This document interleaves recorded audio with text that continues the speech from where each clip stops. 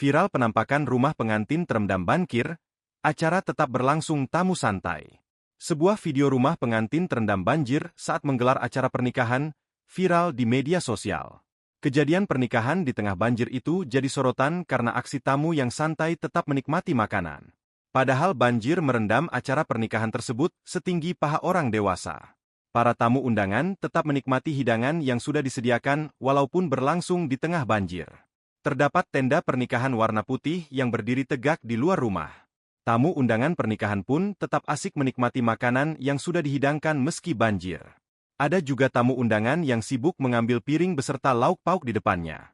Emak-emak yang bertugas di bagian makanan ikut membantu agar tamu bisa menikmati hidangan dari tuan rumah. Video ini sudah ditonton hingga lebih dari 1,2 juta kali dan mendapatkan beragam komentar dari warganet.